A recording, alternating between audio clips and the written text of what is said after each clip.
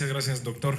Agradecerle a la Fundación, a la senadora Dolores Padierna por invitarme, agradecerles la presencia a todos quienes han participado el día de hoy aquí con nosotros, por supuesto a todas y a todos ustedes, pues en una fecha que se ha convertido pues en de ser una fiesta nacional, pues a una fecha que no sabemos pues ahora cómo afrontarla, más que como se hace hoy el día de aquí, con propuestas, con críticas, con reflexiones y estando muy atentos a lo que está pasando. Yo coincido con quienes aquí han manifestado distintas situaciones de cómo va la famosa reforma energética, y yo digo que estamos en el peor de los mundos. El pasado 18 de diciembre yo pedí que se suspendiera la ronda 1 por distintas circunstancias. Primero, ya habló aquí muy bien la doctora Miriam Grunstein de que no tenemos las instituciones, bueno, hasta el día de ayer, porque hoy el presidente, según el doctor Jiménez Espriu, al día de hoy ya quedaron en la mañana. Entonces, bueno, hasta el día de ayer teníamos la preocupación de esta debilidad institucional, de cómo ni la Comisión Nacional de Hidrocarburos, ni la Comisión Reguladora de Energía, ni el Fondo Mexicano del Petróleo, ni la Agencia de Seguridad y Medio Ambiente están todavía debidamente constituidas. Hay unas que ni siquiera tienen todavía su reglamento interno. Y la construcción del capital humano que necesitan para enfrentar a las grandes petroleras internacionales, pues sin duda que no están listos. ¿Y quiénes son estas empresas? ¿Contra quiénes? ¿A quiénes se tiene que fiscalizar? ¿Con quiénes se va a negociar? ¿Con quiénes se van a firmar estos contratos? Pues son empresas que históricamente pues han representado abusos, han provocado invasiones de países, han provocado múltiples violaciones de derechos humanos, como ya ocurrió en nuestro país antes de la expropiación, y son empresas pues que ellos buscan a toda costa la maximización de sus utilidades, y aquí es un juego de suma cero. Mientras ellos más ganen, mientras ellos ganen más, pues el gobierno o el Estado mexicano ganará menos. Y son las consecuencias de una privatización acelerada, y una privatización además sin una visión de largo plazo, donde lo que predominaba era una visión rentista de por sí, donde el petróleo no tenía un valor como un activo que se va a terminar, y tratarlo, como decía el doctor de la Cruz, un activo para generar nuevos activos, y entonces sí que el país tuviera una riqueza mayor, sino que es un insumo del presupuesto público que hay que maximizar en el menor tiempo posible. Y esa era la visión de la reforma energética. Por eso incluso se hace este cambio a la mitad de la estrategia para tratarla como un ingreso, el gran truco para evadir la consulta popular. Es decir, no es un activo finito el petróleo que tendría que utilizarse en una visión de largo plazo para aumentar la riqueza de esta y las siguientes generaciones, sino como es un instrumento un insumo para alimentar la caja del gobierno en el corto plazo. Y ahora, ¿por qué digo que estamos en el peor de los mundos? Bueno, porque eso hay que sumarle. Si tenemos una visión rentista de corto plazo, no tenemos la fortaleza institucional, es una privatización acelerada, pues la urgencia de recursos que tiene el gobierno. Esta falta de crecimiento económico y esta apuesta por el endeudamiento que hizo Peña Nieto, pues pone al gobierno en una situación muy precaria.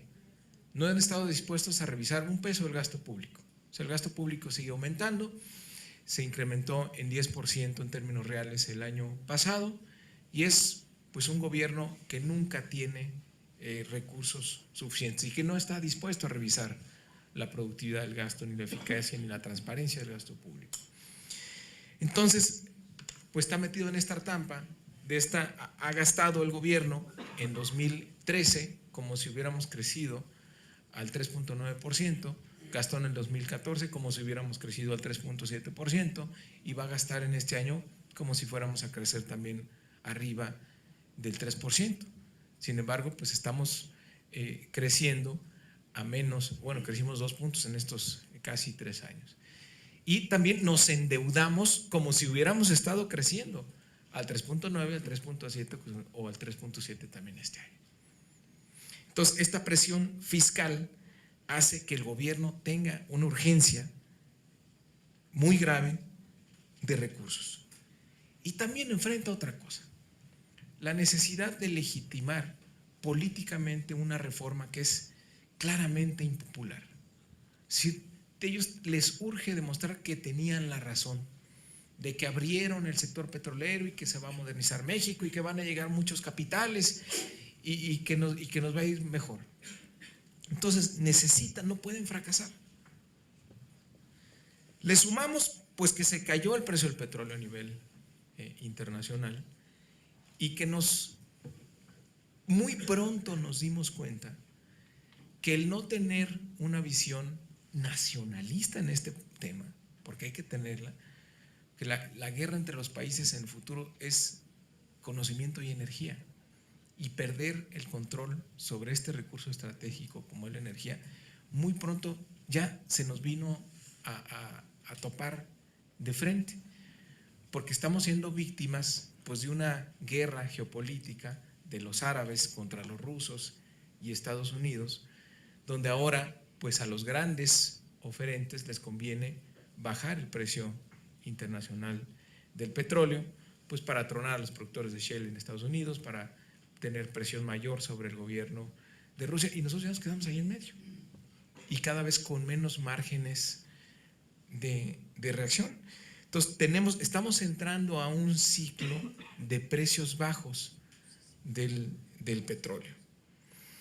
La necesidad de legitimar políticamente la reforma, y pues vamos a entrar a contratos de largo plazo, nos vamos a comprometer en contratos en un periodo de bajos precios. ¿Sí? ¿Cuándo ustedes venderían su casa? ¿Cuando el mercado está deprimido o cuando va a la alza? Pues no la vendes cuando está a la baja. Y eso es lo que vamos a hacer. Y seguramente en este plazo de 20 a 30 años en que se firmarán los contratos, el ciclo se recuperará y tendrá un repunte, pero ahí tendremos grandes desventajas en el tipo de contrato. Tendremos pérdidas muy importantes. Y luego, por si esto no fuera suficiente, diríamos, no, bueno, está bien, no hay todavía la fortaleza institucional, pero pues estos funcionarios son muy comprometidos y están en contra de cualquier conflicto de interés y son tan patriotas que no va a haber corrupción. Pero el problema es que el diseño de los contratos, buena parte de la definición de la renta es discrecional, es contrato por contrato. Se va a hacer en la mesa de la Secretaría de Hacienda. Y dice la teoría, ni siquiera es una suposición de su servidor, que siempre las empresas petroleras, y lo vemos con muchos escándalos a lo largo del mundo, de muchas experiencias a lo largo de experiencias internacionales, que siempre les resulta más barato corromper que tener un contrato muy exigente. En términos de la ganancia que tienen en largo plazo, entrar a un contrato pues desventajoso, pues les merma de manera importante las utilidades. Y siempre pues esos son montos tan grandes, pues que es más fácil corromper al funcionario en turno cuando no hay una fortaleza institucional como no la tenemos en México, porque eso en el largo plazo pues representa prácticamente nada.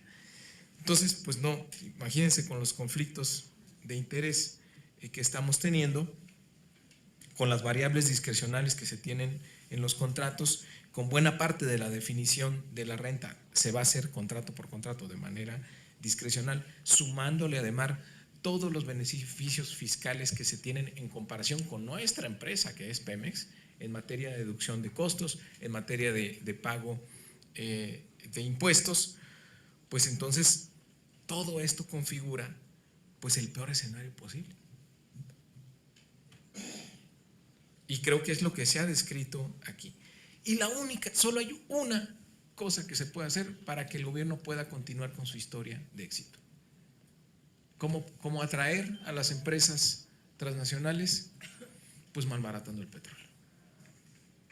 Y esto en una medición de largo plazo, pues el país no se va a hacer más rico, no va a sumar un valor agregado mayor, sino que va a perder. Es decir, esta reforma, en lugar de que nos ayude al desarrollo nacional, pues es una reforma que nos va a empobrecer. Y luego, por ahí decía también la doctora Miriam que no tiene clara cuál es la estrategia con Pemex. Me parece que la estrategia muy clara es desaparecer a Pemex, es el desmantelamiento de Pemex. Ya decía por aquí Carlos Torres que la mitad del recorte presupuestal cayó sobre Pemex. Sí, de cada 2 pesos de recorte, 1 fue sobre Pemex, limitando con ello pues la capacidad de inversión que va a tener Pemex, limitando con ello la posibilidad pues de administrar mejor lo que tiene y de competir para lo que supuestamente tendría que hacer con la entrada de las empresas transnacionales. Además, pues el régimen fiscal prácticamente no cambió, se les benefició un poquito ahí en el tema de deducción de costos, pero comparado contra sus competidores está en una desventaja muy importante, y a Pemex lo ponen contra las cuerdas diciendo, si quieres mejorar tu régimen fiscal, pues entonces tienes que salir a asociarte para que entres a los contratos con las privadas.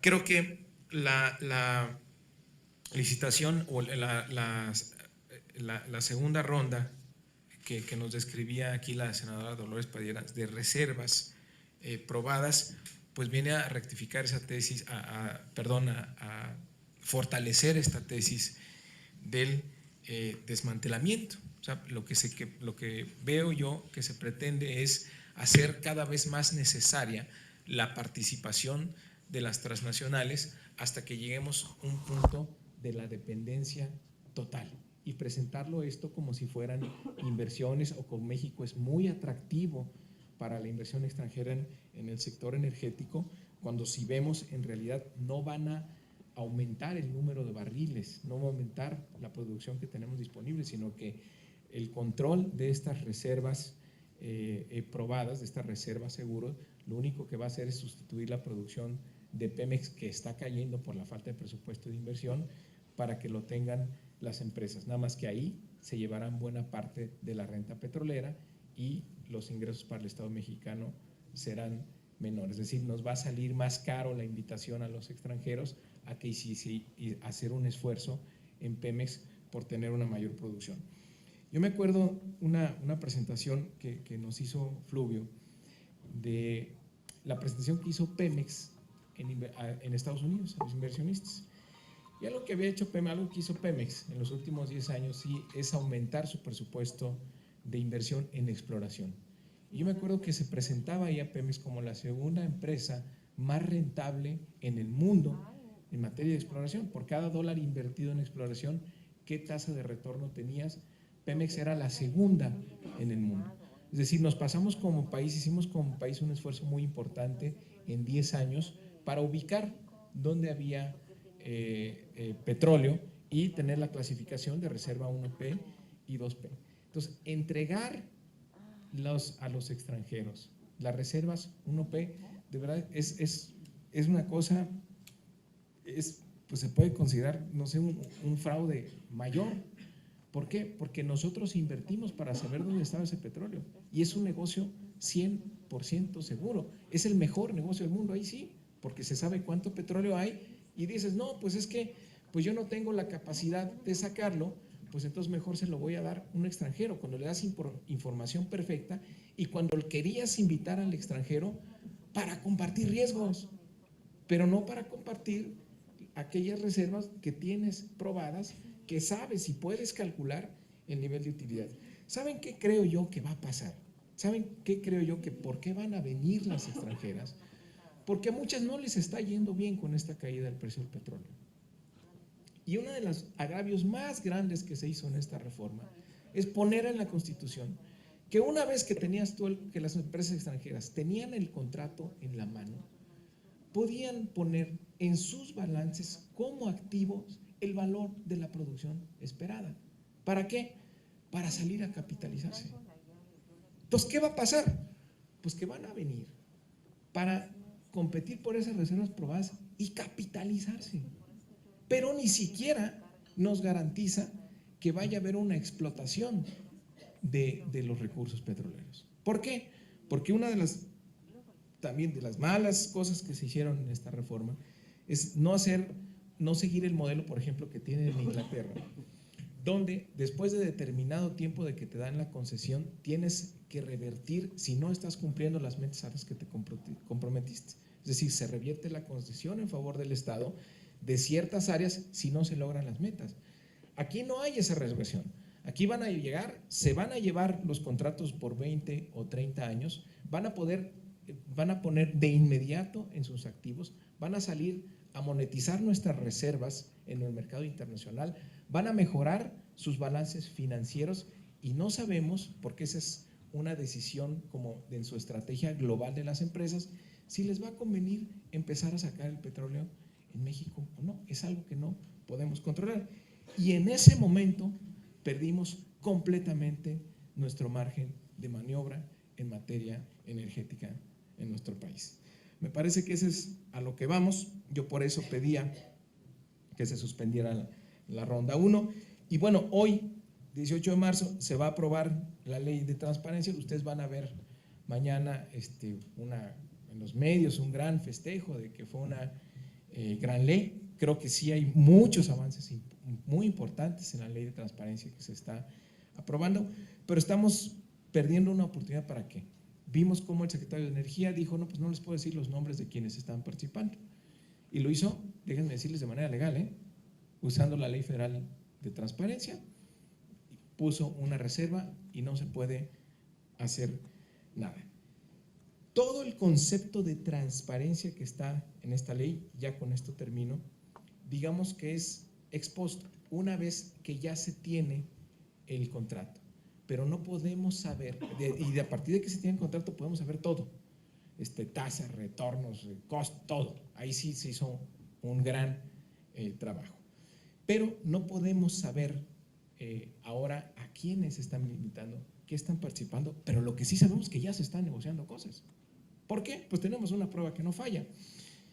Ustedes saben que Peña Nieto fue a ofrecer en Londres, en el G20, la privatización de la industria petrolera. Bueno, ahora que regresa en Londres, pues lo regañan los de BP, les dicen, oye, pues no, pues es que los términos de la contratación pues no nos están gustando, ¿no? Entonces, pues como que ahí tienes que aflojarle un poquito. Eso fue el 2 de marzo. Hay las declaraciones de un director ejecutivo de BP diciendo que no era suficientemente atractiva las condiciones que estaban planteando el gobierno mexicano en la ronda 1 y en la ronda 2. Y bueno, 4 días después, muy rápidamente, pues Hacienda modificó y la Secretaría de Energía los modelos de contrato para la ronda 1. Es decir, ya hay un intercambio de información, ya hay una negociación en curso de la cual no la podemos conocer. Y lo que hoy se va a perder es esa oportunidad de que a través de la Ley General de Transparencia obligáramos a que todo el proceso fuera transparente. Nos falta ese proceso, es decir, en el que estamos actualmente, en el que se reservó, en el que se hace la convocatoria y que no podemos saber quiénes son los participantes ni qué están negociando. Sabremos todo una vez que se tenga. Lo que no sabemos es, tendremos información sobre el resultado de la licitación, pero no tendremos información nunca del proceso de licitaciones. Digamos, es la gran falla que tenemos en la ley de transparencia que está por aprobarse aquí. Bueno, muchísimas gracias.